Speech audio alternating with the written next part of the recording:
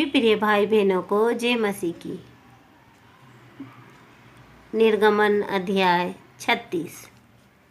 Bezalel और Oholiab और सब बुद्धिमान जिनको यहोवा ने ऐसी बुद्धि और समझ दी हो कि वे यहोवा की सारी आज्ञाओं के अनुसार पवित्र स्थान की सेवा के लिए सब प्रकार का काम करना जाने, वे सब यह काम करें।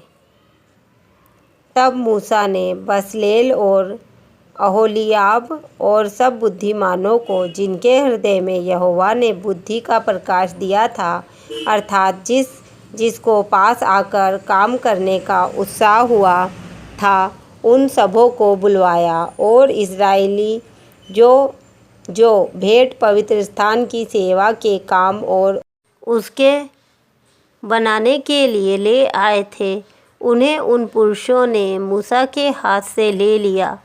तब भी लोग प्रति भोर को उसके पास भेंट अपनी इच्छा से लाते रहे, और जितने बुद्धिमान पवित्र स्थान का काम करते थे, वे सब अपना अपना काम छोड़कर मूसा के पास आए और कहने लगे, जिस काम को करने की आज्ञा यहोवा ने दी है, उसके लिए जितना चाहिए उससे अधिक वे ले आए हैं।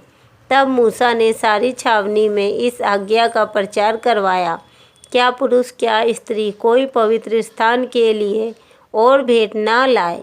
इस प्रकार लोग और भेंट लाने से रोके गए, क्योंकि सब काम बनाने के लिए जितना सामान आवश्यक था, उससे अधिक बनाने वाले के पास आ चुका था। काम करने वाले जितने बुद्धिमान थे, उन्होंने निवास के लिए बटी हुई सूक्ष्म सनी के कपड़े के और नीले, बैंगनी और लाल रंग के कपड़े के 10 पर्दों को काढ़े हुए करूबों सहित बनाया। एक एक पर्दे की लंबाई 28 हाथ और चौड़ाई 4 हाथ की हुई। सब पर्दे एक ही नाप के बने।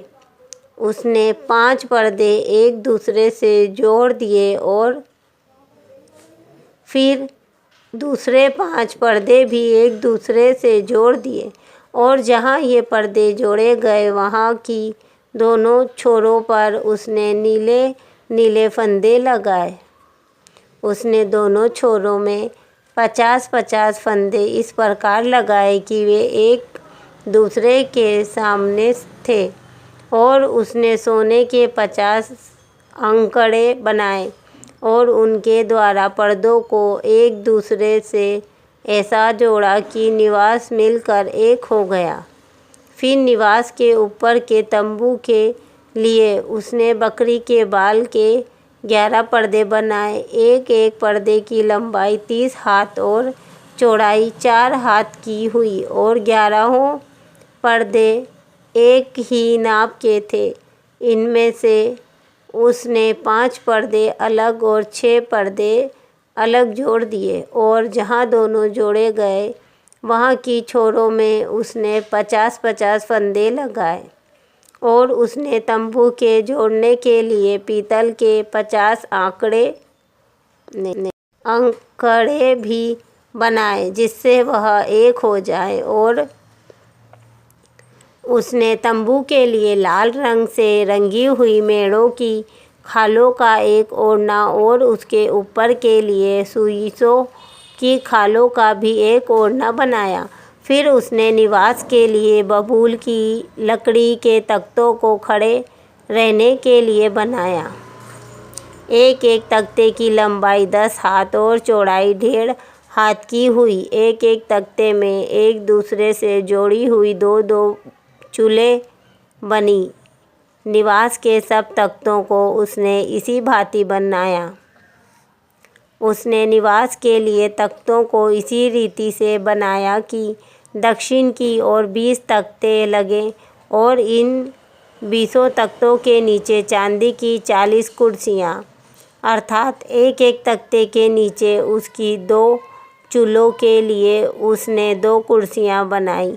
और निवास की दूसरी ओर, अर्थात उत्तर की ओर के लिए भी उसने 20 तख्ते बनाए, और इसके लिए भी उसने चांदी की 40 कुर्सियाँ अर्थात एक एक तख्ते के नीचे 2-2 कुर्सियाँ बनाई और निवास की पिछली ओर अर्थात पश्चिम की ओर के लिए उसने 6 तख्ते बनाए और पिछले भाग में निवास के कोनों के लिए उसने 2 तख्ते बनाए।